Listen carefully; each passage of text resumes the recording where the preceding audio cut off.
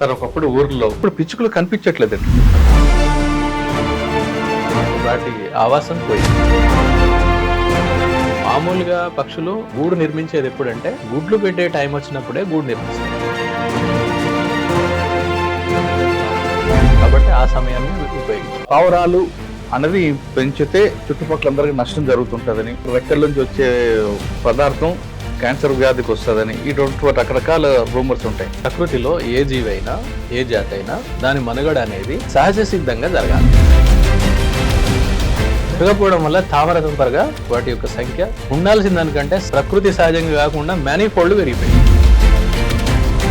వీటి వలన ఏంటంటే వాటి యొక్క రెట్ట అంటే ఫీకల్ మ్యాటర్ ఏదైతే ఉందో ఒక సంవత్సరంలో ఒక్కొక్క పావురం నుండి కొన్ని కిలోలు అక్యుములేట్ అయింది. రకరకాల బ్యాక్టీరియాకి వైరస్కి దాని నుండి అది గాలిలో కలిసి లేకపోతే ఇతర మార్గాల ద్వారా మనకు చేరి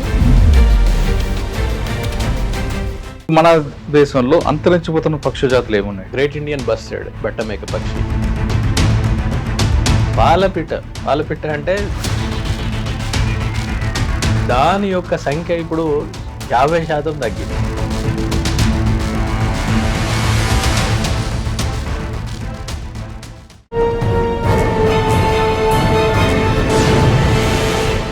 వెల్కమ్ టు ఐడ్రీమ్.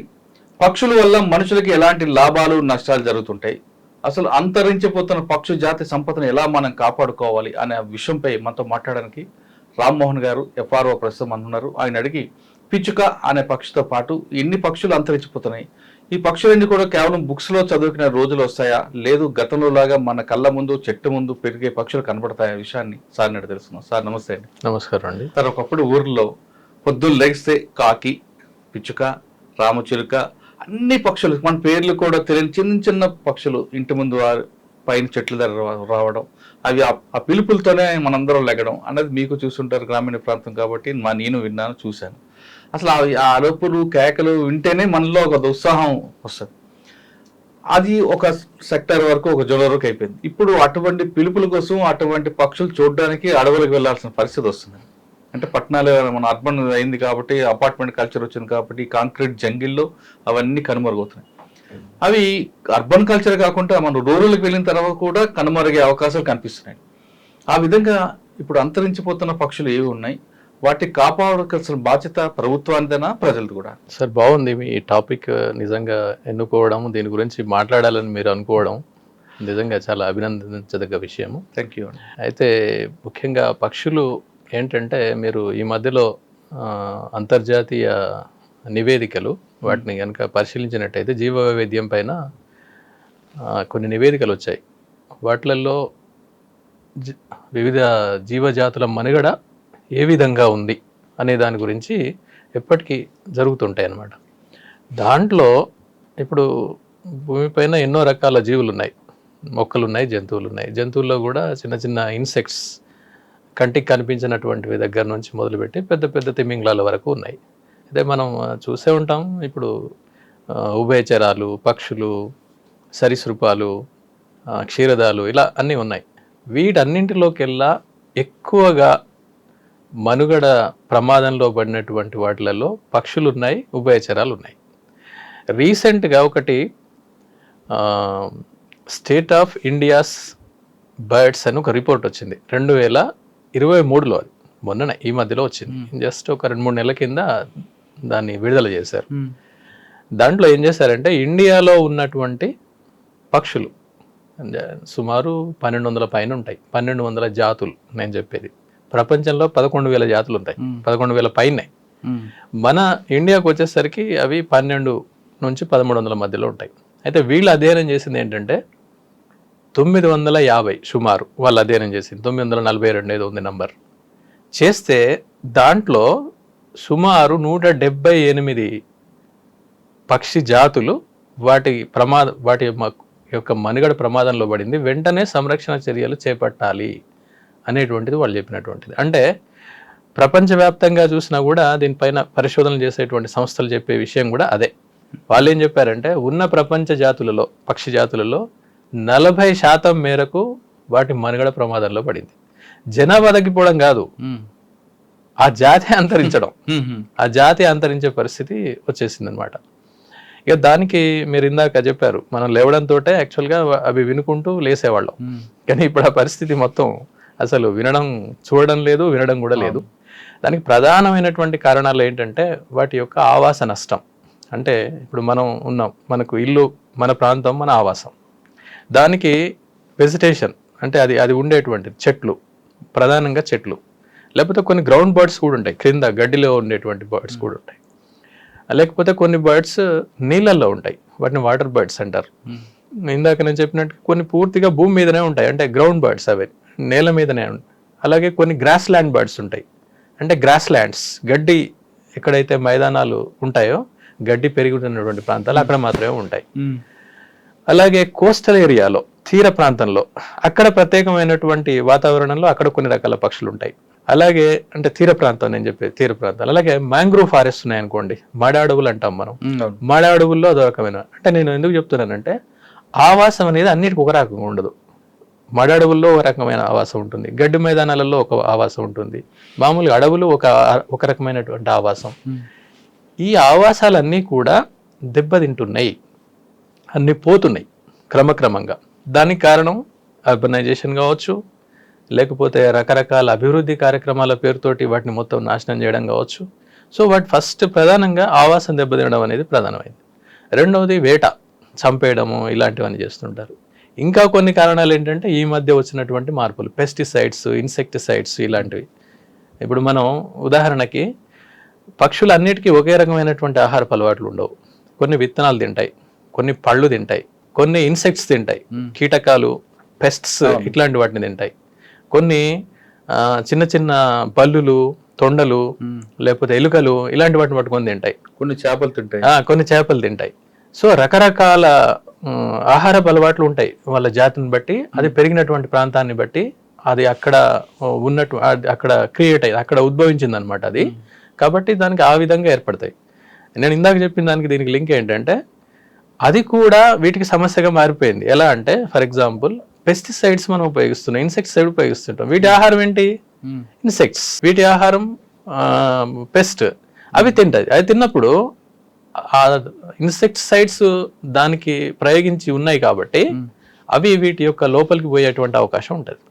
పోయి వాటి యొక్క అవశేషాలు అంటే రెసిడ్యూస్ ఏమున్నాయో ఆ రెసిడ్యూస్ వీటిలోకి ప్రవేశించి అవి కూడా వీటి యొక్క మనుగడకు ప్రమాదం వాటిల్లేలా చేస్తున్నాయి. అంటే ఇలా రకరకాల కారణాలు ఉన్నాయి అన్నమాట. 1, 2 అని మనం చెప్పడం కాదు. ముఖ్యంగా ఆవాస నాశనం.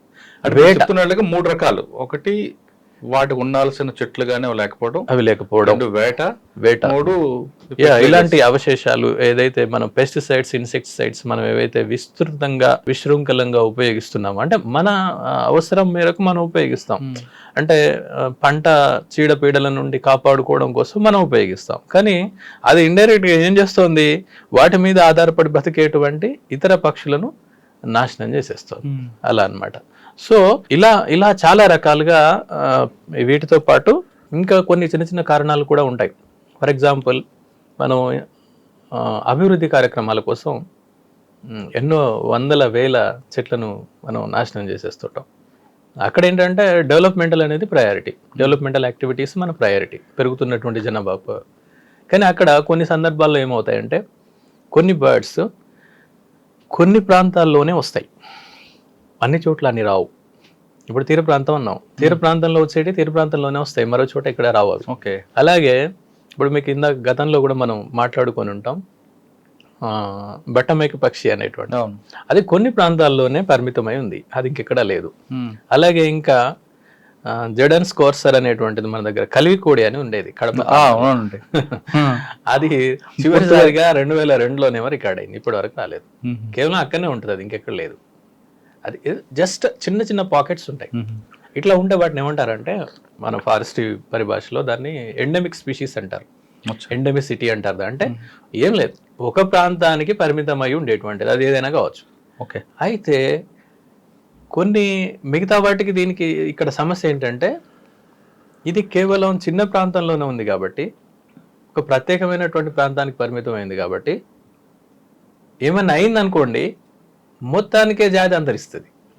అలా కాకుండా విస్తృతంగా వేరే ప్రాంతాల్లో వివిధ ప్రాంతాల్లో కనుక వ్యాపించి ఉంటే ఒక దగ్గర పోయినా ఇంకో దగ్గర మిగిలి ఉండేది. కరెక్ట్. అట్లా ఎండమిక్ స్పీషీస్ కూడా నాశనం అయ్యేటువంటి అవకాశం. సార్ మనం చిన్నప్పటి విషయంకి వస్తే పిచ్చుక, కాకి, పిచ్చుక, రామచిలుక ఇవన్నీ చిన్నప్పటి నుంచి మనం చూసాం. ఇప్పుడు పిచ్చుకలు కనిపించట్లేదు ఏంటండి? అవును అవును. ముఖ్యంగా ఏం లేదు సార్, దానికి కావాలి ఏంటంటే వాటి ఆవాసం పోయింది. ముఖ్యంగా ఏంటి చెట్లు ఇలాంటివన్నీ కూడా అర్బన్ ఏరియాలే కదా, రూరల్ లో కూడా కనిపించట్లేదు ఇది.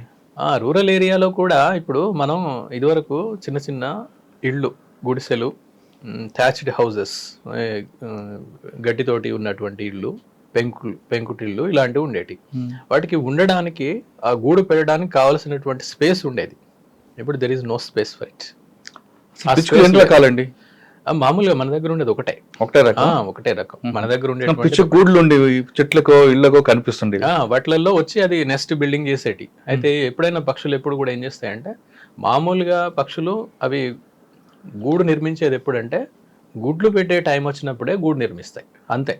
గూడు తర్వాత ఇక అది గుడ్లు పెట్టి పిల్లలు వచ్చేసిన తర్వాత అది అబాండన్ చేసేస్తుంది, అవసరం లేదు కదా, జస్ట్ అప్పటి వరకే. అది కూడా ఏంటంటే ఈ వర్షాకాలం ఈ టైం ఒకటి దాని కోయిన్సిడెన్స్ ఉంటుంది. ఎప్పుడైతే దానికి ఆహారం సమృద్ధిగా దొరుకుతుందో అప్పుడు అది గుడ్లు పెట్టి పిల్లల్ని చేస్తుంది. మామూలు సమయంలో చేయవు అవి, ఎందుకంటే కావాల్సినటువంటి ప్రోటీన్స్ అవన్నీ కూడా పిల్లల్ని పెంచడానికి కావాల్సినటువంటివి అన్నీ లభిస్తాయి కాబట్టి ఆ సమయాన్ని అవి ఉపయోగించుకుంటాయి.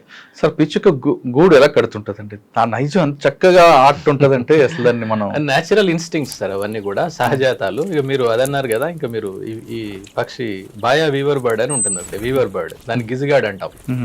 గిజిగాడు అనే పక్షి ఉంటుంది కదా, మీరు పెద్దగా ఇంత పొడుగ్గా వ్యాపించి పొడుగ్గా ఇట్లా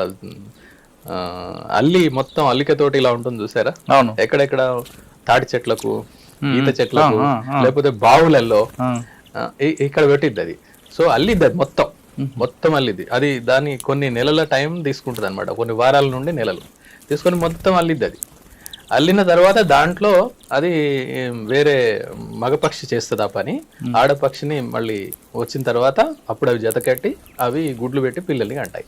అవి ఎలా చేస్తాయి అంటే ఎంత బాగుంటుంది అంటే, అది వేరే శత్రువుల నుండి, అంటే పాములు ఇంకా ఎట్సెట్రా ఉంటాయి కదా, వాటికి అందకుండా ఉండడం కోసం అందుకని అది ప్రత్యేకంగా దూరంగా ఉన్నటువంటి ప్లేసెస్ని ఎంచుకొని చేస్తాయి అన్నమాట.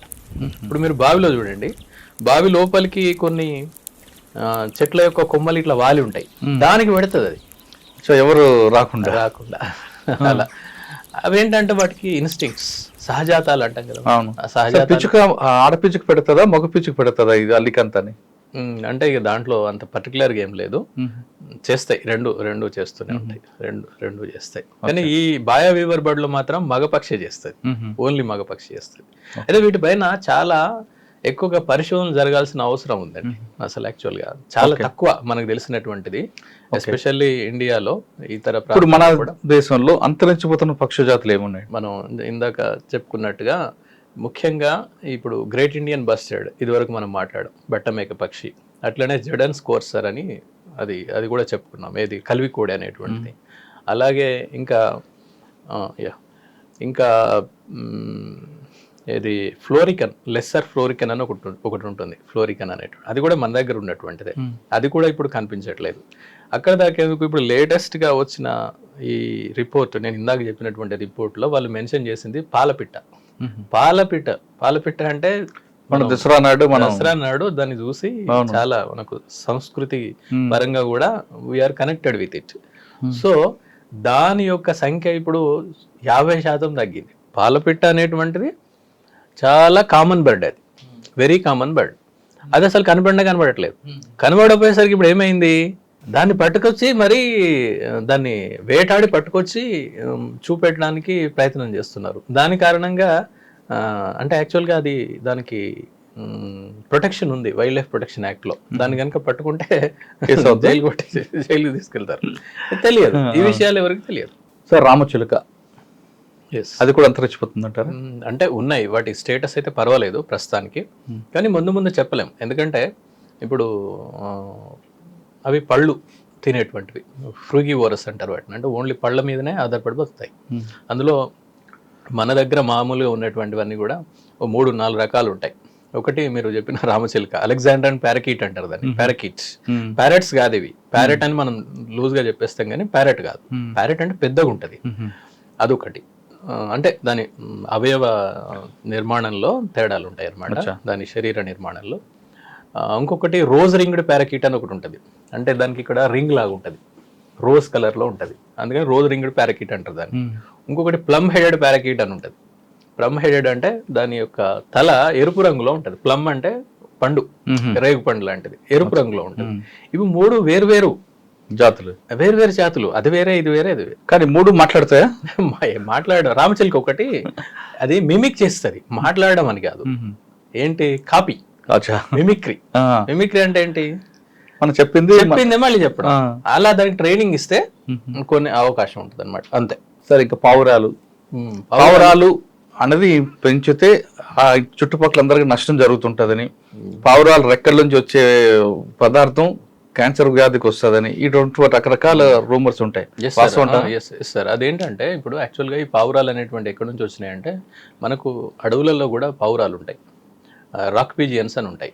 అవేంటంటే రాళ్ల మధ్యలో సొరికెలు ఉంటాయి, చూసిన సొరిక అంటుంది, సందులు, ఆ సందులలో ఉంటాయి. అవి వైల్డ్, అవి అంటే వన్యజాతులు అవి పూర్తిగా. అలాగే ఇంకొక 2-3 రకాల పావురాలు ఉన్నాయి. ఒకటి ఏంటంటే ఇంపీరియల్ పీజియన్ అని ఒకటి, పీజియన్ ఇంగ్లీష్ లో పేరు, పీజియన్ తెలుగు పేరు పావురం. ఇంకా ఇంకొకటి ఎల్లో ఫూటెడ్ గ్రీన్ పీజియన్ ఒకటి ఉంటుంది, అంటే దాని పాదాలు ఎల్లో కలర్ లో ఉంటాయి. సింపుల్, ఇంగ్లీష్ లా సింపుల్ గానే ఉంటాయి పదాలన్నీ కూడా. అంటే తెలుగులో కూడా వీటికి పేర్లు ఉన్నాయి, అన్నీ లేవని కాదు, కానీ ప్రాబ్లం ఏంటంటే తెలుగులో ఒక దగ్గర ఒక పేరు పెడతారు, ఇంకో ప్రాంతానికి పోగానే పేరు మారిపోతుంది, వాళ్ళు వేరే పేరుస్తారు. సో దానివల్ల కొంచెం కన్ఫ్యూజన్ వస్తుంది.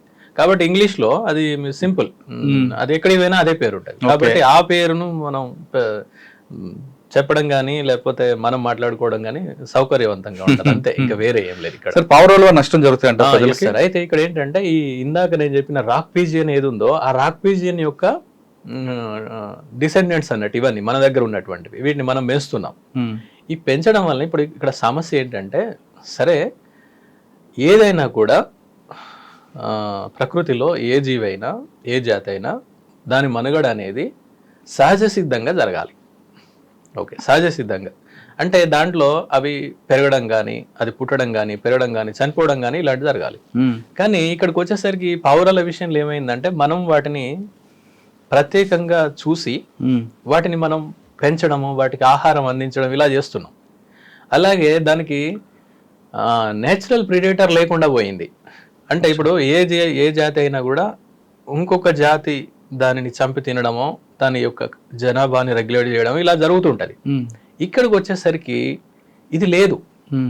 ఒకటి మనం ఆహారం ఇస్తున్నాము, దానికి కష్టపడే అవకాశం లేదు, కష్టపడాల్సిన అవసరం లేదు, అది దాని యొక్క సంఖ్య విపరీతంగా పెరిగిపోతుంది. రెండవది, దానికి నేచురల్ ప్రెడేటర్ లేదు. ఇప్పుడు వేరే ఏదైనా ఉన్నాయనుకోండి, కోళ్ళు ఉన్నాయనుకోండి, పిల్లులు పట్టుకొని తింటాయి. అడవిలో ఉన్నాయనుకోండి, జింక ఉందనుకోండి, పులియో లేకపోతే కుక్కలో చిరుతపులో ఏదో పట్టుకొని తినేస్తుంది. ఆటోమేటిక్గా సహజంగా వాటి యొక్క జనాభాలో నియంత్రణ జరుగుతుంది. ఇక్కడ జరగట్లేదు. జరగకపోవడం వల్ల తామరతంపరగా వాటి యొక్క సంఖ్య ఉండాల్సిన దానికంటే సహజమైనటువంటి ప్రకృతి సహజంగా కాకుండా మేనీఫోల్డ్ పెరిగిపోయింది. పావురాలు మరి గద్దం చూసి పరిగెడతాయి కదా, పారిపోతుంటాయి కదా. కానీ గద్దలు ఎన్ని ఉన్నాయి? చాలా తక్కువ ఉన్నాయి, చాలా అంటే చాలా తక్కువ ఉన్నాయి. కానీ వీటి పెరిగేటువంటి రేటు దాన్ని నియంత్రించేటువంటి రేటుకి మధ్యలో అసలు పొంతన లేకుండా పోయింది. అంటే పావురాలు పెంచితే నష్టం జరుగుతుంది. అయితే సరే, ఇప్పుడు నేను అక్కడికి వస్తాను. ఇప్పుడు దీనిపైన కొన్ని రిపోర్ట్స్ కూడా ఉన్నాయి, మీరు కూడా చెక్ చేసుకోవచ్చు, ఎవరైనా చెక్ చేసుకోవచ్చు. వీటి వలన ఏంటంటే, మీరు ఇందాక అన్నారు కదా, వాటి యొక్క రెట్ట అంటే ఫీకల్ మ్యాటర్ ఏదైతే ఉందో, అది ఒక సంవత్సరంలో ఒక్కొక్క పావురం నుండి కొన్ని కిలోలు అక్యుములేట్ అవుతుంది. ఓకే, అది అలాగే ఇప్పుడు మన కాంక్రీట్ ఇళ్ళు కదా, ఇవన్నీ కూడా ఎక్కడో అన్ని చోట్ల పెట్టేస్తుంటాయి. అవి దాన్ని మనం కొన్ని చోట్ల మనం శుభ్రం చేయడానికి కూడా వీలు కాదు, కొన్ని మనం సాధ్యం కాదు మనకి. అవి రకరకాల బ్యాక్టీరియాకి, వైరస్కి, లేకపోతే ఇంకా మైక్రోబ్స్కి అవి పెరగడానికి ఆస్కారం కల్పిస్తాయి. పెరగడం వలన అది అక్కడ చుట్టుపక్కల ఉన్నటువంటి ప్రాంతం అంతా పొల్యూట్ అయ్యే ఛాన్స్ ఉంటుంది. దాని నుండి అది గాలిలో కలిసి లేకపోతే ఇతర మార్గాల ద్వారా మనకు చేరి కొన్ని ఈ శ్వాసకోశ సంబంధమైన సమస్యలు అయితే వస్తున్నాయి. క్యాన్సర్ లాంటిది కాదు, కానీ శ్వాసకోశ సమస్యలు వస్తున్నాయి, వచ్చాయి. అది నిర్ధారణ కూడా అయిందనమాట. స్కిన్ ఎలర్జీ కూడా వస్తుందంటారు వాస్తవం అంటే? ఎస్, అయి ఉండొచ్చు. కానీ ఈ ఉబ్బసం లేకపోతే వీటికి సంబంధించి ప్రాబ్లం అయితే వస్తుంది. బ్రీత్ సంబంధించి మాత్రం కొన్ని ఇష్యూస్ వచ్చాయి దాని వల్ల. కానీ మరి వాటిని పెంచకుండా ఏం చేయాలండి అసలు? వస్తుంటాయి. ఎస్, వాటికి మనం ఏంటి ఫీడింగ్ అనేటువంటిది ఇవ్వకూడదు, అవసరం లేదు. ఫీడింగ్ ఇవ్వకపోయినా వచ్చి ఉంటాయి. ఆ కిటికీలను చూడగానే కొంతమంది ఆడవాళ్ళు అయ్యో పాపం అని దానికి పెడతారు. పాపం ఏం లేదు అక్కడ. అదేంటంటే నేచురల్ గా బతకాలి. అది నేచురల్ గా. ఇప్పుడు ఫర్ ఎగ్జాంపుల్ కోతుల విషయమే అనుకోండి. కోతులు ఏంటి, వాటికి కూడా మనం ఫ్రీగా ఫుడ్ సప్లై చేసేస్తున్నాం. అదే మీరు అడవిలో ఉన్నటువంటి కోతి అయితే అట్లీస్ట్ 5 to 6 hours అది ఆహారం కోసం కష్టపడుతుంది. సో దాని వలన ఆ టైం దానికి అక్కడ ఆ టైం స్పెండ్ అయిపోతుంది. అట్లనే దానికి అదే సంపాదించుకుంటుంది. దాని జనాభా నియంత్రణ కూడా ఆ లెవెల్లో ఉంటుంది అనమాట. అంతేకాదు దాన్ని చంపేటువంటి తినేటువంటివి ఇతర ప్రిడేటర్స్ కూడా దానికి ఉన్నాయి అక్కడ. సేమ్ అనాలజీ మనం దీన్ని ఇక్కడ జస్ట్ కంపేర్ చేస్తే ఇక్కడ జరిగేటువంటిది కూడా అదే అనమాట. పావురం ఆహారం ఏంటండి? ఏదైనా తినొచ్చు అంటే దాన్ని వేటాడుకుని తినేది లేదు.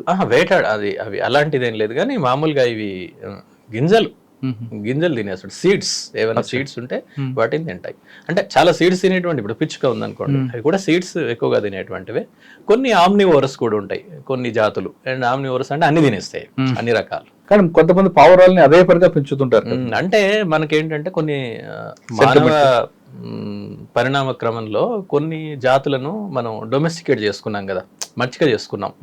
మచ్చిక చేసుకున్నటువంటి వాటిలో గుర్రము, కుక్క, ఆవులు, గేదెలు, పావురాలు కూడా వచ్చేసినాయి.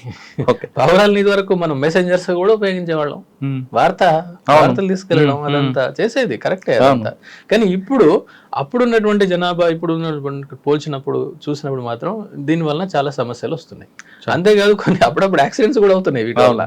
ఒకేసారి టక్న రావడం, ఆ పోయేటువంటి స్పీడింగ్ వెహికల్ అది కింద పడి. వాటిని నిర్మూలించాలంటే ఏం చేయాలంటే? నిర్మూలన ఏం లేదు సార్. ఇప్పుడు మనం వాటికి అనవసరంగా ఫీడింగ్ అనేటువంటిది బంద్ పెడితే ఆటోమేటిక్గా వాటి జనాభా కంట్రోల్కి వచ్చేస్తుంది, అంతే. ఇక వాటిని ప్రత్యేకంగా మళ్ళీ మనం ఇప్పుడు కోతుల్ని ఎట్లా అనంటే, కోతులకు కొన్ని రకాల ఉన్నాయి. ఇది కుటుంబ నియంత్రణ ఆపరేషన్లు వాటి కూడా చేస్తున్నారు.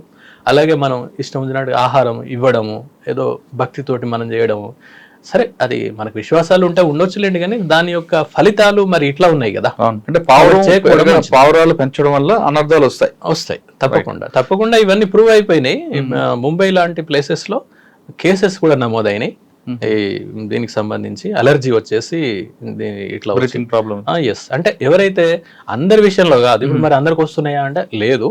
కానీ కొంతమంది సెన్సిటివ్ ఉంటుంది వాళ్లకు. ఆ స్పోర్స్ అవి కొన్ని గాలిలో తేలేటువంటివి అవి లోపలికి పోవడం వలన, వేరే కారణాల వలన లోపలికి పోవడం వలన వాళ్ళు ఈ సమస్యకు గురవుతారు. అట్లే ఇది మనం అవాయిడ్ చేయొచ్చు కదా. అపార్ట్మెంట్ లో కానీ ఇల్లులో కానీ ఆ పావురాలు వచ్చినప్పుడు కవర్ చేసుకోవాలి. లేదా బహిరంగంగా కూడా ఫీడింగ్ చేస్తున్నారు కదా. ఇంకా బహిరంగంగా కూడా మనం చాలా చోట్ల మనం చూస్తుంటాం ఇవన్నీ, చాలా చోట్ల అన్ని వాళ్ళు చేస్తుంటారు. సరే, మనకు కొన్ని విశ్వాసాలు ఉండొచ్చు అందులో, అది వ్యక్తిగతమైనటువంటివి. కానీ వాటి వలన ఇట్లాంటి ఇష్యూస్ వస్తున్నాయని తెలిసినప్పుడు మనం చేయకపోవడం మంచిది. ఓకే సార్, పావురాల్లో ప్రేమ పావురాలు ఉంటాయండి, దానికి ఒక చక్కగా తోక చిక్కగా నడుస్తుంటాయి. అలా ఏం లేదు సార్, అట్లా ఏమి ఉండదు. మనం అనుకున్నవి అవన్నీ కూడా లవ్ బర్డ్స్ అంటుంటారు. అవి వేరే. లవ్ బర్డ్స్ అనేటువంటివి అవి ఆర్నమెంటల్ బర్డ్స్ అన్నమాట. అవి ఎక్సోటిక్, బయటి అవి. మీరు ఇట్లాంటివి చూసినప్పుడు మీరు ఈ జూకి వెళ్ళి కానీ, లేకపోతే కొన్ని పెట్స్, అవి పెట్ అంటారు కదా, మన కుక్కలు కదా మనం పెట్గా పెంచుకున్నట్టుగా మనకి ఇష్టం ఉండి పెంచుకుంటాం కదా, ఈ బర్డ్స్ ని కూడా కొన్ని అమ్ముతుంటారండి. ఆర్నమెంటల్ బర్డ్స్ అంటే వాటి చూడడానికి చాలా ఇంపుగా, చాలా చక్కగా అనిపిస్తాయి.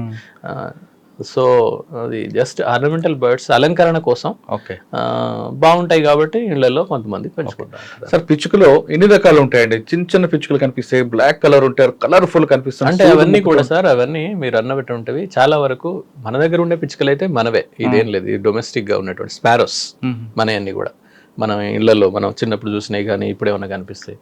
ఇవి కాకుండా కొన్ని ఫారెస్ట్ లో ఉన్నటువంటి కూడా ఉంటాయి. For example yellow throated sparrow అని ఒకటి ఉంటుంది. అది స్పారో లాగానే ఉంటుంది, but it is called yellow throated sparrow. Throat దగ్గర ఎల్లో కలర్ ఉంటుంది, చెప్పారు కదా మీరు.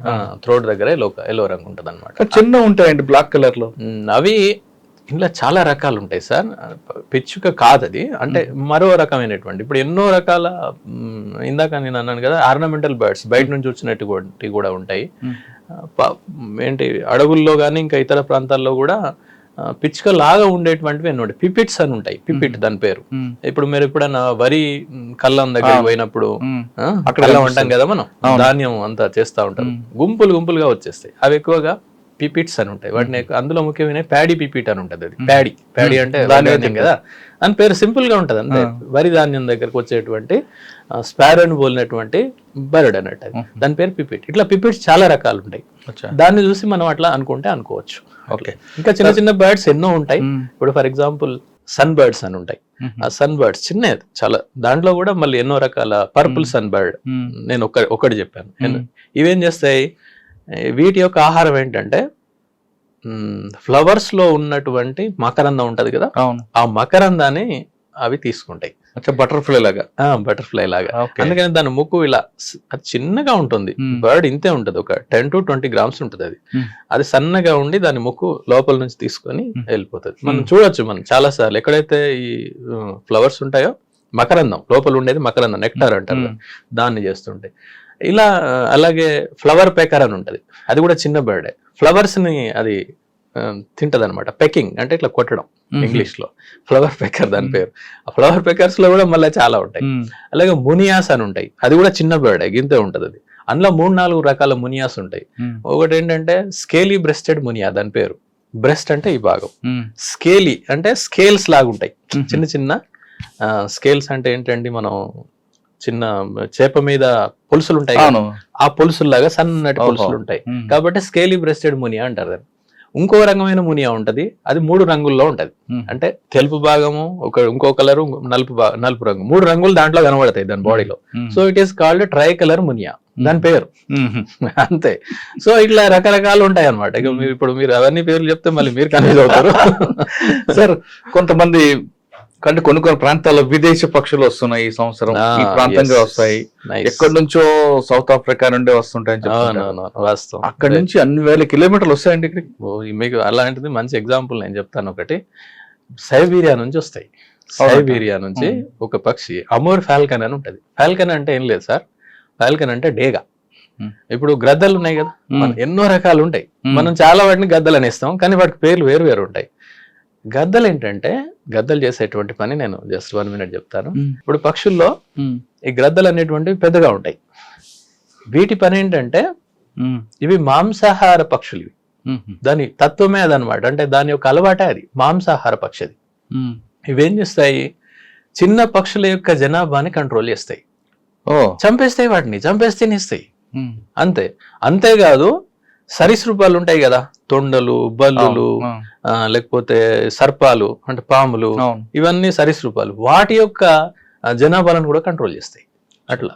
సో ఇవి మనం మామూలుగా చెప్పుకునే మనం గద్దలు అంటాం. గద్దలు ఎన్ని రకాలు ఉంటాయంటే, ఈగల్ అంటాం, పేరు మీరు విన్నా అంటే జనరల్ గా. కైట్స్, కైట్ అంటాం, KIT, కైట్ అనేది కూడా ఒక గ్రద్ద. మళ్ళీ ఈగల్స్ లో చాలా రకాలు ఉంటాయి, ఇక అవన్నీ నేను అటు వెళ్ళట్లేదు. మూడవది బజార్డ్స్ అని ఉంటాయి, బజార్డ్ దాని పేరు. ఇంకోటి హ్యారియర్ అని ఉంటది, హ్యారియర్. మనం ఇవన్నీ హ్యారియర్ అనేది వెహికల్ కి పెట్టారు పేరు, వెహికల్ పెట్టారు హ్యారియర్ అనేది. అలాగే వల్చర్స్, అలాగే ఔల్స్ అంటే గుడ్ల గుబ్బలు, చిన్నగా ఉంటాయి కొన్ని గుడ్ల గుబ్బలు, వాటిని ఔలెట్స్ అంటారు. ఇలా చాలా రకాలు ఉన్నాయి అనమాట. వీటన్నింటిని మనం మామూలుగా గుడ్ల గుబ్బలు కాకుండా మిగిలిన వాటన్నింటి గద్దలనే అంటాం. కానీ గ్రద్దలు ఇన్ని రకాలు. గ్రద్దలు ఏం చేస్తాయంటే, నేను ఇందాక చెప్పినట్టుగా ఆవరణ వ్యవస్థలో కొన్ని జాతుల యొక్క జనాభాలను అవి కంట్రోల్ చేస్తాయి. అవి చేసేటువంటి ప్రధానమైనటువంటి పని అది. ఇవి డేగలు, ఇందాక నేను చెప్పినటువంటిది డేగలు అంటే గ్రద్దల కంటే కొంచెం చిన్న సైజు ఉంటాయి. అలాగే ఇంకోటి కెస్ట్రల్ అని కూడా ఉంటది, కామన్ కెస్ట్రల్. దాని సంఖ్య కూడా ఇప్పుడు ప్రమాదంలో తగ్గిపోయి దాని మనుగడ కూడా దెబ్బతింటోంది. అది కూడా పాలపిట్ట లాంటి పరిస్థితిని ఎదుర్కొంటుందని ఆ రిపోర్ట్ లో ఉంది. జస్ట్ రీసెంట్ రిపోర్ట్ అని నేను చెప్పేది, ఇట్ ఈస్ ఓపెన్, మనం ఎవరైనా చదువుకోవచ్చు దాన్ని. అయితే ఈ ఫాల్కన్ ఒకటి అమూర్ ఫాల్కన్ అని ఒకటి ఉంటది. అమూర్ అనేటువంటిది ఒక ఏరియా, ఒక ప్రాంతం యొక్క పేరు. అది ఎక్కడ అంటే చైనాకి మరియు సైబీరియాకి మధ్యలో ఒక ప్రాంతంలో ఉంటుందన్నమాట. ఓకే, అక్కడ ఉంటాయి అవి. అక్కడ నుంచి స్టార్ట్ అయ్యి అన్ని దేశాలు దాటుకుంటూ ఇండియాకు వచ్చి మళ్ళీ ఇండియా నుండి అరేబియా సముద్రం ఇదంతా దాటి ఆఫ్రికాకి వెళ్ళి ఆఫ్రికా చివరి వరకు అంటే క్రింది వరకు వెళ్తాయి అవి. వెళ్ళి మళ్ళీ అక్కడి నుంచి మళ్ళీ రిటర్న్ అయిపోయి మళ్ళీ తన ప్రాంతానికి వెళ్ళిపోతాయి. ఇది మొత్తం ఎంత అంటే 22,000 కిలోమీటర్లు. 22,000 కిలోమీటర్లు వెళ్తాయి. ఇలా ఎన్నో రకాల పక్షులు. ఎందుకండి ఇవన్నీ తిరుగుతాయి? Yes sir, very good. ఇది ఏంటంటే ఎందుకు చేస్తాయంటే ఇది కేవలం ఇది ఒక్కటే కాదు, వలస అనేటువంటిది అన్ని జీవజాతుల్లో ఉండేటువంటి లక్షణమే. మనుషులు కూడా అంతే. అవును, వలస పక్షులు అంటారు కదా, వలస వెళ్తాం మనం అన్ని చోటకి. అవును, మన కారణం ఆహారం కోసం లేకపోతే మన యొక్క జీవనోపాధుల కోసం రకరకాలు. సేమ్ అది కూడా అంతే, వాటికి కూడా అంతే. ముఖ్యంగా అక్కడ ఏంటంటే అక్కడ ఏం జరుగుతుందంటే వాటికి ఇప్పుడు మనమేమో ఇంకా రకరకాల వేరే వ్యాపకాలు కూడా ఉంటాయి, కానీ వాటికి కావాల్సినటువంటిది ఆ ప్రాంతంలో ఆ వలస సమయంలో అక్కడ ఉన్నటువంటి వాతావరణ పరిస్థితులు పూర్తిగా ప్రతికూలంగా మారతాయి.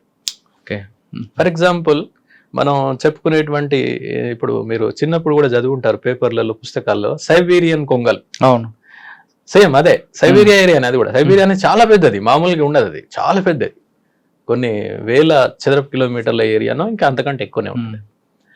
అక్కడ ఎందుకు అవి సైబీరియన్ కొంగల్ బయటకు ఎందుకు వచ్చేస్తాయంటే వాటికి సైబీరియన్ క్రేన్స్ అంటాం. దానికి ముఖ్యమైనటువంటి కారణం ముఖ్యంగా చలికాలం తట్టుకోలేనటువంటి పరిస్థితులు ఏర్పడతాయి అక్కడ. చలిని తట్టుకోలేవు, అంటే విపరీతంగా టెంపరేచర్స్ పడిపోతాయి, మైనస్లోకి వెళ్ళిపోతాయి పూర్తిగా. ఇప్పుడు మీరు కొన్ని సైబీరియన్ ప్రాంతాలు చూస్తే -30, -40 ఇట్లా ఉంటాయి. మనం అసలు ఊహించలేము మనం అయితే. అప్పుడు ఏమైందంటే తట్టుకోలేని పరిస్థితి ఉంటుంది. రెండోది ఆహారం దొరకదు, ప్రత్యుత్పత్తి కూడా కష్టం. ఆ పరిస్థితి ఆహారం దొరకదు కాబట్టి ప్రత్యుత్పత్తి కూడా ఛాన్స్ లేదు. అంటే ఇక్కడ గుడ్లు రావు, గుడ్లు వచ్చినా అవి ఖరాబ్ అయిపోతాయి, పిల్లలు కూడా బతకలేవు. ఇలాంటి ఆ పరిస్థితులలో అవి ఏం చేస్తాయంటే బయటికి రావడం మొదలు పెడతాయి, అవి బయటకు వచ్చేస్తాయి. సో ఇట్లా అంటే ప్రధానంగా అననుకూల పరిస్థితులు, ప్రతికూల పరిస్థితులు ఏర్పడడం, ఆహారం లభ్యం కాకపోవడం, ప్రత్యుత్పత్తికి వీలు కాకపోవడం, ఇలాంటి పరిస్థితుల వలన అవి ఒక ప్రాంతం నుండి ఇంకో ప్రాంతానికి వలసకు వచ్చేస్తాయి. మన దేశం ఎందుకు వస్తాయండి? అన్ని ప్రాంతాలకు వెళ్తాయి సార్, మన ప్రాంతానికి కూడా వచ్చేస్తాయి. అయితే ఇక్కడ ఏంటంటే మన దగ్గరికి రావడానికి కొన్ని కారణాలు ఉన్నాయి, బలమైనటువంటి కారణాలు. ఫర్ ఎగ్జాంపుల్ అమూర్ ఫాల్కన్ విషయంలోనే చూద్దాం. అమూర్ ఫాల్కన్ ఏంటంటే ఫస్ట్ నార్త్ ఈస్ట్కి వస్తాయి అవి. నార్త్ ఈస్ట్ మయన్మార్ దాటిన తర్వాత వచ్చేది అదే కదా, అక్కడికి వస్తాయి. వచ్చి అక్కడ నాగాలాండ్, మణిపూర్ ఈ ప్రాంతంలో అవి నెల 15 రోజులు ఉంటాయి అక్కడ. అంటే ఎప్పుడైనా వలస వెళ్ళేటప్పుడు ఇది కొన్ని వేల కిలోమీటర్లు కాబట్టి మధ్యలో ఆగాల్సి బ్రేక్ చేస్తుందా? తప్పదు. ఎందుకంటే కంటిన్యూస్ జర్నీ అనేటువంటిది చాలా వెక్స్డ్, అది చాలా విసిగి మొత్తం మనం అలసిపోతాం, పక్షులు అలసిపోతాయి, చాలా కష్టమైనటువంటిది. దానికి కూడా అవి ముందు ప్రిపేర్ అవుతాయి, వాటి యొక్క క్రొవ్వు నిల్వల్ని పెంచుకుంటాయి, బాడీలో పెంచుకొని వస్తుంటాయి. సో ఎంత చేసినా కూడా కొంతకాలం తర్వాత ఆ ఫ్యాటిక్ వచ్చేస్తుంది కదా, దానికి అలసట వచ్చేస్తుంది. కాబట్టి కొంత సెగదీరాలి. ఇంకో కారణం ఏంటంటే మధ్యలో మళ్ళీ ఆహారాన్ని తీసుకొని మళ్ళీ అది రీవైటలైజ్ కావాలి, రీఎనర్జైజేషన్ అనమాట. మళ్ళా ముఖ్యంగా ఈ నార్త్ ఈస్ట్ లో రావడానికి కారణం ఏంటంటే అక్కడ ప్రత్యేకమైనటువంటి కొన్ని రకాల ఇన్సెక్ట్స్ ఉంటాయి అక్కడ, చెదల్ లాంటివి, అవి వాటికి ఆహారం అది. ఇక్కడ ఏంటంటే పక్షులు వివిధ ప్రాంతాల్లో ఉండడానికి కారణం ఏంటంటే అక్కడ దొరికేటువంటి ప్రత్యేకమైన ఆహారానికి అవి అలవాటు పడి ఉంటాయి, బయాలజికల్ గా, జైవికంగా.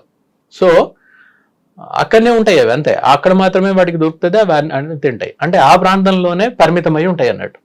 సో ఈ వలస విషయంలో మాత్రం అవి అక్కడికి వచ్చేసి అక్కడ నెల 12 రోజులు అవుతాయి. అవును, తర్వాత మళ్ళీ మన ఇతర రాష్ట్రాల గుండా సముద్రం మీద నుంచి, అరేబియా నుంచి దాటి ఆఫ్రికాకి వెళ్ళిపోతాయి.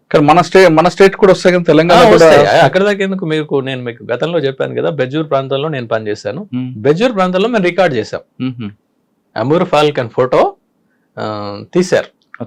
ఇక్కడ కూడా మనకి అమీన్పూర్ చెరువు దగ్గరకు వస్తాయి కదండి.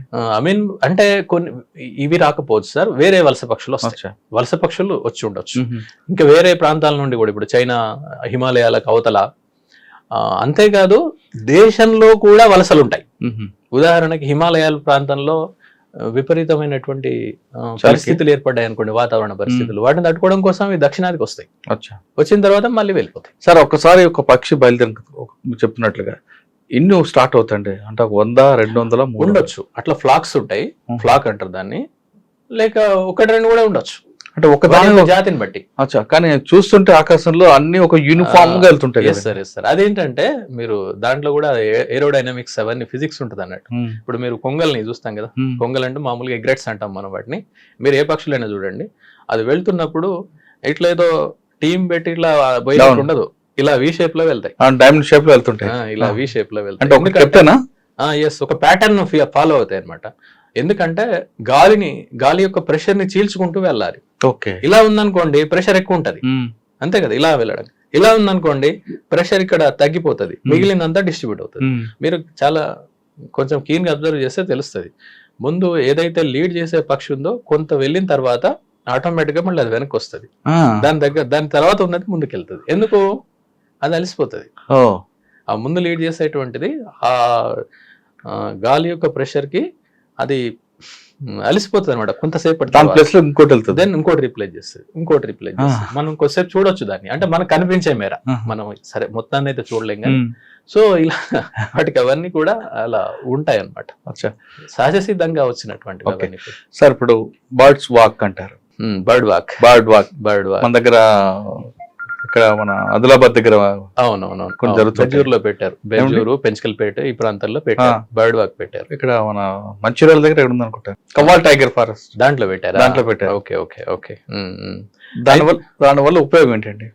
అక్కడికి ఎలాంటి పక్షులు వస్తుంటాయి? అంటే ఏం లేదు సార్, ఏంటంటే బర్డ్ వాక్ యొక్క కండక్ట్ చేయడానికి ముఖ్య ఉద్దేశం ఏంటంటే, ఇప్పుడు నేను చెప్పినటువంటి విషయాలన్నీ ఉన్నాయి కదా, వాటి పట్ల బర్డ్స్ అంటే ఏంటి, ఎన్ని రకాల బర్డ్స్ ఉంటాయి, వాటి గురించి కనీస అవగాహన కల్పించడం, అంతే, ఇంకేం లేదు అక్కడ.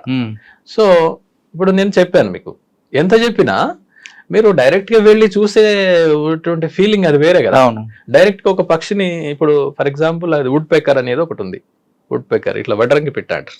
ఆ వడ్రంగి పిట్ట ఇలా చెట్టుకుంటూ పైకి వెళ్తూ ఉంటది. నేను ఎంతసేపు మీకు 10 నిమిషాలు, పావు గంట సేపు, అర్ధగంట సేపు దాని మీద ఎంత లెక్చర్ ఇచ్చినా, మీరు 10 సెకండ్లు దాన్ని ఎదురుగా చూసి దాన్ని ఆనందించడం, దాని గురించి అల్టిమేట్ కదా, అల్టిమేట్ అది. అందుకని ఏం చేస్తారంటే వీటి గురించి కనీస అవగాహన కల్పించడానికి ఇది బర్డ్ వాక్ అనేటువంటిది బెస్ట్ మెథడ్, అవగాహన కల్పించడం. అలాగే మనకు అక్కడ ఇట్లాంటప్పుడు ఏం చేస్తారంటే కొంతమంది ప్రత్యేకంగా ఈ పక్షులకు సంబంధించి నాలెడ్జ్ ఉన్నటువంటి వాళ్ళు, ముఖ్యంగా బర్డ్ వాచర్ ఉంటారు. బర్డ్ వాచింగ్ అనేది ఒక హాబీ, యాక్చువల్లీ ఒక గొప్ప హాబీ అది. పక్షుల గురించి చెప్పారా మీరు, Kawal tiger forest, bird watch, ఎందుకంటే బర్డ్ వాచ్ ఫిజికల్ గా చూడడంలో ఉన్న ఎంజాయ్మెంట్ వినడం కన్నా దానికి ఎక్కువ ఇంపాక్ట్ ఉంటుందని మనం తెలుసుకోవాల్సి. రైట్. ఇంకా మనం ఒకసారి పక్షులు మనం చెప్పారు, పాలపిట్ట లేదా రామచిలుక, ఇటువంటివి ఎంత నమ్ముతాము? రాబందులు, మన గుడ్ల గోబులు ఇవన్నీ చూస్తే ఆపశకనం అంటుంటారు, కానీ నిజానికి అలా కాదు. యాక్చువల్గా అవి చేసేటువంటి పని, వాటి యొక్క పాత్ర ఆవరణ వ్యవస్థలో చాలా ముఖ్యమైనది. మనం గతంలో కూడా వీటి గురించి మాట్లాడుకున్నాం. ముఖ్యంగా రాబందులు చేసేటువంటి పని ఏంటంటే స్కావెంజింగ్ యాక్టివిటీ అన్నమాట, అంటే పారిశుద్ధ్యం పని. ఇప్పుడు అంతా క్లీనింగ్ చేస్తూ ఉంటారు కదా పారిశుద్ధ్యం చేసేటువంటి కార్మికులు, 1 రోజు 2 రోజులు వాళ్ళు పని చేయకపోతే ఏమవుతుంది, మొత్తం అందరికి జనాలకు రోగాలు వచ్చి చచ్చిపోతాం. సేమ్ అదే పని రాబందులు చేస్తాయి. ఇప్పుడు మీరు రీసెంట్ గా మీరు పేపర్లలో చదివారో లేదో, ఒక రిపోర్ట్ వచ్చింది అనమాట, భారతదేశంలో కొన్ని లక్షల మరణాలు రాబందులు లేకపోవడం వల్ల ఎక్కువ అయ్యాయి అని. ఎస్, రీసెంట్ రిపోర్ట్ ఇది. ఈవెన్ BBC కూడా దాన్ని టెలికాస్ట్ చేసింది, దాంట్లో ఉందన్నమాట అదంతా. ఎందుకు జరిగింది అంటే, ఇది ఇప్పుడు ఒకప్పుడు పశువులు, జంతువులు ఏవైనా చనిపోయినా వెంటనే రాబందులు వెళ్ళి మొత్తం క్లీన్ చేసేటి, కానీ ఇప్పుడు ఆ పరిస్థితి లేదు. పడిపోవడం వల్ల ఏమవుతుంది, అది మురిగిపోయి అక్కడ ఉన్నటువంటి నేల, నీళ్లు, గాలి అంతా కలుషితం అయిపోతుంది. ఆ కలుషితమైనప్పుడు అక్కడ పెరిగినటువంటి సూక్ష్మక్రిములు, బ్యాక్టీరియా, వైరస్ అవన్నీ ఇతర జంతువులకు, ఇతర జీవులకు, ముఖ్యంగా మనుషులకు కూడా వ్యాపించి మనకు రకరకాల వ్యాధులు వస్తున్నాయి. రైట్. అవి కనుక పారిశుద్ధ్య పని సరిగ్గా చేసి ఉంటే, అవి ఉంటే, రాబందులు కనుక ఉంటే, వాటి సంఖ్య సమృద్ధిగా ఉంటే అదంతా క్లీన్ చేస్తే ఇక్కడ సూక్ష్మజీవులు పెరిగే ఛాన్సే లేదు అక్కడ. అంతటి గొప్ప పని అవి చేస్తున్నాయి. కానీ ఏంటంటే మనం జనరల్ గా ఎవడన్నా చెడ్డ పని చేసేటువంటి వాడిని రాబందులతో పోల్చడం అవి చేస్తాం. కానీ రాబందులు ఏం చేస్తాయంటే నిజానికి చనిపోయినటువంటి వాటిని తింటాయి, బ్రతికున్న వాటిని తినవు. సరే, ఇంకొక పక్షి ఉందండి రాబందులకు, మనం గుడ్ల గొప్ప కన్నా కీచ్ పెట్ట అంటారు, కీచమని పొద్దున్న సౌండ్ చేసుకెళ్తుంది. ఆ కీచిపిట్ట వచ్చిందంటే ఆ సౌండ్ వింటే ఇంట్లో ఏదో అశుభం జరుగుతుందని కొంతమంది నమ్మకం. కీచుపిట్ట అనేది మరి దాన్ని ఎలా ఉపయోగించారు మరి నాకు ఐడియా లేదు దాని గురించి. ముఖ్యంగా ఇవి గుడ్లగూబలు అన్నారు కదా మీరు, వాటి గురించి నేను చెప్తాను. గుడ్లగూబలు అనేటువంటివి ఏంటంటే కొంతమంది భయపడతారు కదా వాడిని చూడగానే, భయపడతారు. ఇళ్ళలో ఉందంటే గుడ్లగూబ ఇంట్లో వచ్చిందంటే ఇంట్లో వెళ్ళిపోవాలి అని వెళ్ళిపోతుంటారు. ఇలాంటివి అసలు వాటికి సంబంధం లేదు. అయితే విషయం ఏంటంటే ఇక్కడ గుడ్లగూబలు ఇలాంటివన్నీ కూడా నిశాచర జీవులు. అవి రాత్రి కూడా తిరుగుతాయి, పొద్దున్న తిరగవు. ఎందుకంటే వాటి యొక్క శరీర నిర్మాణము రాత్రిపూట తిరగడానికి అనువుగా ఉంటది అనమాట. కొన్ని రకాల పక్షులు రాత్రిపూటనే తిరుగుతాయి, అందులో గుడ్లగూబలు ప్రధానమైనటువంటి. గుడ్లగూబలు చేసేటువంటి పని ఎంత గొప్పదంటే, గుడ్లగూబలు ఈ పెస్ట్స్ అంటే ముఖ్యంగా ఎలుకలు, మనం చుంచెలుకలు, చిన్న చిన్న చిట్టెలుకలు, ఇలాంటి వాటిని మొత్తం తినేస్తాయి. అవి రోజు వాటిని మొత్తం చేసేస్తూ ఉంటాయి. అందుకని దాన్ని ఈవెన్ ఏది కొన్ని పాములు ఉంటాయి, ఫర్ ఎగ్జాంపుల్ జరిగొడ్డుని ర్యాట్ స్నేక్ అంటారు. ఓకే, దాన్ని రైతు మిత్రుడు అంటారు. గుడ్లగూబల్ని కూడా రైతు మిత్రుడు అనొచ్చు అంటారు. తినేస్తాయి అనమాట అవన్నీ కూడా. అంటే ఎలుకల్ని మొత్తం తినేస్తుంటాయి. అంటే ఏదైతే పెస్ట్ గా మారిపోయిందో వాటి యొక్క జనాభాని కంట్రోల్ చేస్తుంటాయి. ఒకవేళ చేయలేదనుకోండి దాని నష్టం అయిపోద్ది. అంటే గుడ్లగూబ కానీ రాబంధం కానీ మనుషులకి మంచి చేసేటువంటివి ఇవన్నీ కూడా. అవి ఆ లెక్కన చూస్తే సంవత్సరంలో ఒక్కొక్క గుడ్లగూబ కొన్ని వందల ఎలుకల్ని తినేస్తాయి. సో అట్లా మనం అది రాత్రిపూట వచ్చిందంటే అదే తిరగడమే రాత్రిపూట తిరిగింది కదా. రాత్రిపూట వచ్చిందంటే కొంతమంది పిల్లలు భయపెట్టడానికి చెప్తుంటారు గుడ్లగూబ ఉంది అని. అంటే సరే, అది ఏ కాంటెక్స్ట్ లో ఏ సందర్భంలో ఎలా వచ్చాయో తెలియదు కానీ ఆవరణ వ్యవస్థ పరంగా వాటిని చూసినప్పుడు అవి చాలా ముఖ్యమైనటువంటి పక్షి జాతులు దాంట్లో ఆవరణ వ్యవస్థలు. సో ఇదన్నమాట. అయితే ఇక్కడ ఇంకొకటి నేను ముఖ్యంగా ఇవి ఏంటంటే ఈ పక్షులు చేసేటువంటి ప్రధానమైనటువంటి ఆవరణ వ్యవస్థలో చేసేటువంటి పనులు ఏంటంటే, ఒకటి ఈ రకరకాల ఇన్సెక్ట్స్, పురుగులు, కీటకాలు, వీటి యొక్క జనాభాల్ని కంట్రోల్ చేస్తాయి. అవి మొత్తం చాలా వరకు తినేస్తుంటాయి. మనం వాటిని నిజంగా ఇన్సెక్టిసైడ్స్, పెస్టిసైడ్స్ వేసి మనం చేయడం చాలా కష్టం.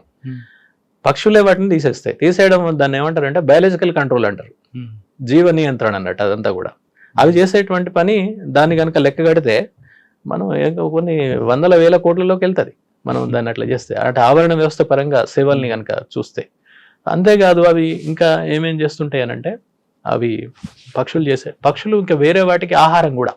కొన్ని రకాల సరీసృపాలకి, లేకపోతే ఇందాక నేను చెప్పినటువంటి ఇతర పెద్ద పక్షులకి, ఇట్లాంటి వాటికి ఆహారంగా కూడా ఉంటాయి అన్నమాట. సో ఆవరణ వ్యవస్థలో అవి పక్షులు అనేటువంటివి చాలా ప్రధానం. ఈవెన్ పక్షులను చూడడానికి పర్యాటక టూరిస్టులు కూడా వస్తారు. కొన్ని పక్షులను చూడడానికే వెళ్తారు. ఇప్పుడు మీరు పక్షుల పేరు మీదుగా కూడా కొన్ని శాంక్చరీస్ ఉన్నాయి, కొన్ని ప్రత్యేకమైనటువంటి ప్రదేశాలని. అక్కడ అవి మాత్రమే ఉంటాయి అన్నమాట. వాటిని చూడడానికి ఈవెన్ దేశంలో వివిధ ప్రాంతాల నుంచి కూడా అక్కడికి వస్తారు. అంటే వాటి పేరు మీదుగా అక్కడ పర్యాటకం అభివృద్ధి అయి అక్కడ ఉన్నటువంటి, ఫర్ ఎగ్జాంపుల్ భరత్పూర్, రాజస్థాన్ లో భరత్పూర్ అనేది బర్డ్ శాంక్చరీ.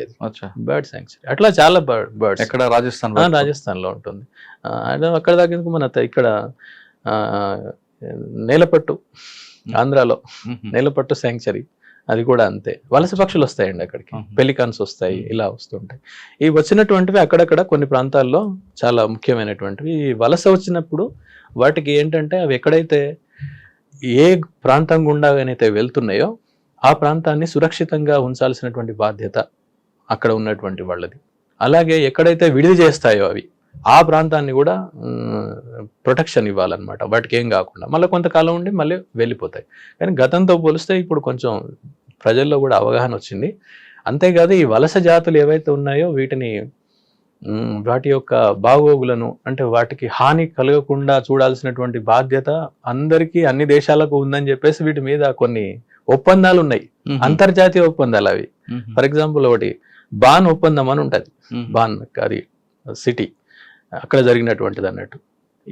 అందరి బాధ్యత అది, అక్కడ ఉన్న ప్రభుత్వాల బాధ్యత. వలస జాతులు సురక్షితంగా ఉండే విధంగా, వాటి యొక్క ఆవాసాలు దెబ్బతినకుండా చూసే విధంగా చూడాల్సినటువంటి బాధ్యత అందరి ఉంటుంది అనమాట. నాట్ ఓన్లీ పక్షులు, నాట్ ఓన్లీ బర్డ్స్, ఈవెన్ ఇతర జంతువులు ఏవైనా కూడా అన్నిటికీ. దీనికి ఒక పెద్ద కన్వెన్షన్ ఆన్ మైగ్రేటరీ స్పీషీస్ అని ఒక ఒప్పందం ఉంది. ఇట్లా మైగ్రేటరీ స్పీషీస్ ఏమున్నా కూడా వాటన్నిటికీ ఆయా ప్రభుత్వాలు తప్పనిసరి రక్షణ సంరక్షణ చర్యలు చేపట్టాలి. ప్రపంచంలో ఉన్నటువంటి ఇది 138 దేశాలు దానిపైన సంతకం చేశాయి. ఓకే. సో ఇవన్నీ తెలియాలి, అంటే జనానికి కొంచెం తెలిస్తే, కొంచెం అవగాహన ఉంటే అవును. తప్పకుండా వాటి యొక్క పాత్రను అప్రిషియేట్ చేస్తారు. తప్పకుండా మనం కొన్ని చేయొచ్చు, ఎస్పెషల్లీ కొన్ని చెట్లను పెంచడము ఇలాంటివి చేస్తే వాటి ఆవాసం పునరుద్ధరణ జరుగుతుంది. ఓన్లీ ప్రభుత్వాలే కాకుండా మనం కూడా అందరం చేస్తే బాగుంటుంది. ఆవరణ వ్యవస్థ సమతూకంలో ఉండి మనకు కూడా మంచి జరిగే అవకాశం ఉంటుంది. పక్షులు కాపాడడం అన్నది కేవలం ప్రభుత్వాలే కాదు, ప్రజలు కూడా చేయాలంటున్నారు రామ్మోహన్ గారు. ఎక్కడైతే పక్షులు చక్కగా ఉండి కిలకలాడితే ఆ ప్రాంతం సురక్షితంగా ఉంటుంది, అక్కడ ఉన్న ప్రజలు కూడా ఆరోగ్యంగా ఉంటారంటూ చెప్తున్నారు. ఇది రామ్మోహన్ గారితో ఎక్సలెంట్ ఇంటర్వ్యూ. వచ్చే వారం మరో కేసుతో మళ్ళీ కలుద్దాం. అంతవరకు నమస్తే. Thank you sir. నమస్తే.